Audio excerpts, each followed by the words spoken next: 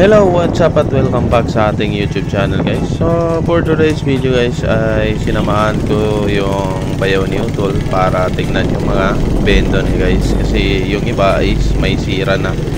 So ito yung first na pupuntahan namin, which is ito yung 1.5 system na binenta ko rin sa kanya guys. So ang problema nito guys is papalitan namin ng access point at saka yung sa time rate or promo rates guys. At saka nag-request din kasi ng voucher yung pinaglagyan namin ng piso wifi guys. So yan, kung mapapansin nyo, malapit na tayo dyan.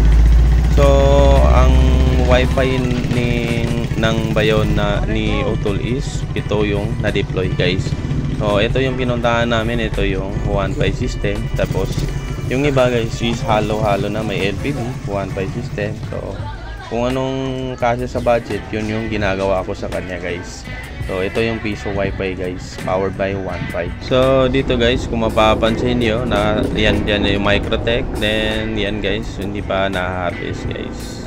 So dito guys, binababa na namin yung access point. So ang previous access point nito guys is Compass EW73.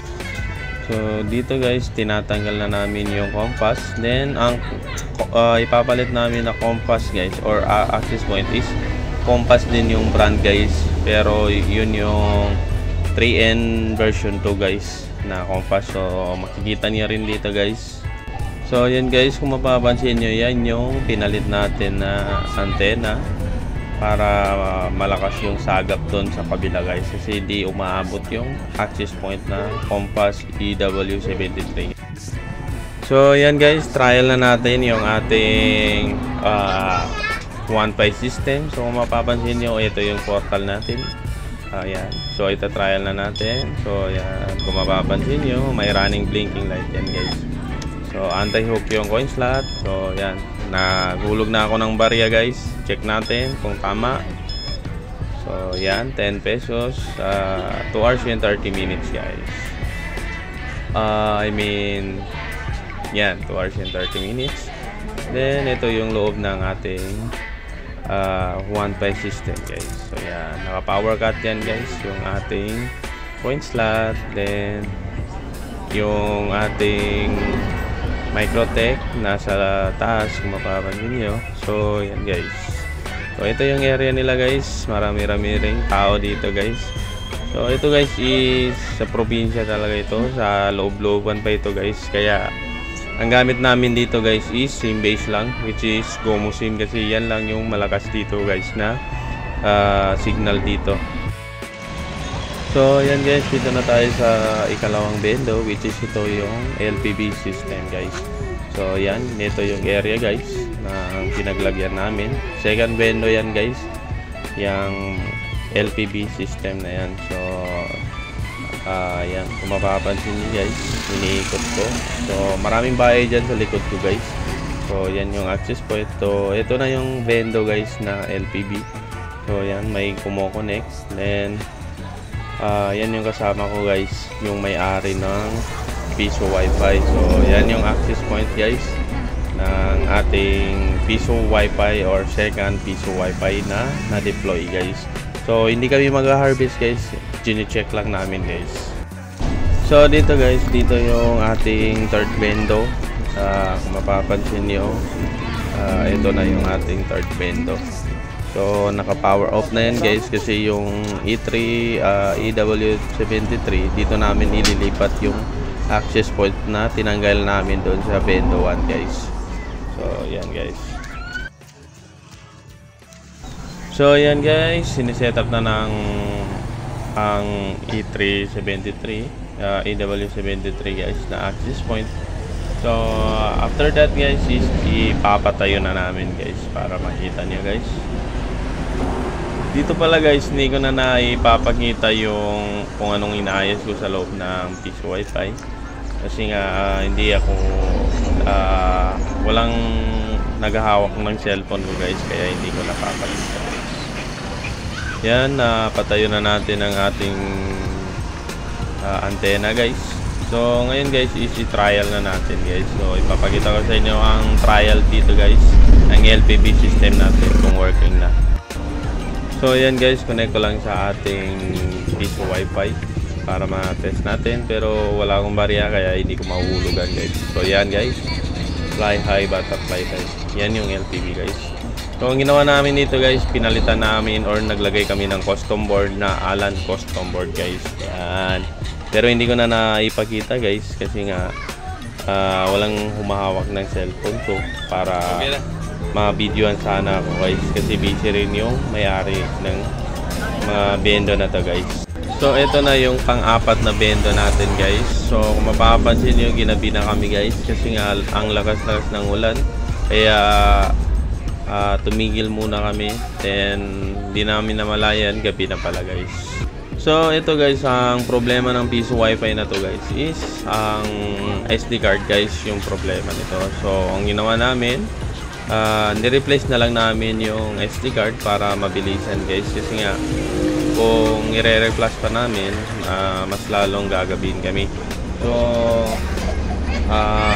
apat yung bendo na nadalaw natin guys. Yung tatlo guys is hindi ko na na-videoan, which is 7 kasi lahat ng bendo na to guys. So hindi ko na na-videoan yung tatlong bendo guys kasi nga wala rin naman problema guys yung mga bendo na yun guys. So lahat ng binidyoan ko, itong apat na to guys na na-deploy niya is may mga problema. So malayo-layo ito guys itong mga bendo niya guys, kasi nasa 10 km, 5 km yung agwat nito guys. So at saka iba't ibang barangay ito at iba't ibang munisipyo, kung mapapansin nyo guys, iba't ibang munisipyo. So dalawang munisipyo itong pinaglagyan niya ng kanyang piso wifi guys. So napakasulit guys ang mga na-deploy niya na piso wifi. So lahat ng piso wifi niya guys is galing din sa akin, kaya nga pag chine-check niya o nagkaka-problema yung mga piso wifi niya guys, is sa akin niya rin pinapaayos guys. So yan guys, mapapansin niyo, ito yung piso wifi niya guys. So okay na yan guys, na nakakapag-insert coin na yan. At yan nga, itry natin guys. Kami ka kuha na pan na tuba kasambihan sa memory ka. Nga ba may kabagkakuha nga kakurapi memory nila. So ito guys, pinapasok ko yung ating admin panel sa LTV, kasi nga yung password nito guys, yung username and password nito guys is default pa. So papalitan ko lang. So kung mapapansin niyo guys, yan no, na-trial na natin. Piso lang yung yearly, monthly at daily niya guys, kasi nga pinalitan natin ang SD card. Kaya yung previous na income niya or sa dashboard na makikita guys is mawawala kasi nga napalitan ng SD card. So in-explain ko rin dyan guys, yung SD card niya o yung SD card ang may problema, then itatry natin kung okay pa ba or kailangan ng palitan guys. Pero yan guys is pinalitan namin ng bago guys, yung kanyang memory card guys. So yan, kung mapapansin nyo guys, nagpunta ako sa account settings para palitan yung password guys ng piso wifi natin or yung LPB system natin guys. So yan. So tingin ko guys is hanggang dito na lang yung ating video guys. Sana ay nag-enjoy kayo sa mga na-deploy na piso wifi na galing sa akin guys.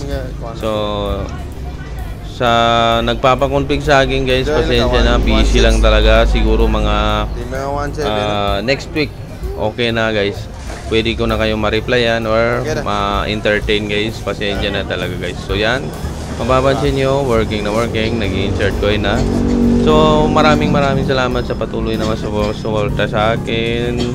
Maraming salamat at peace.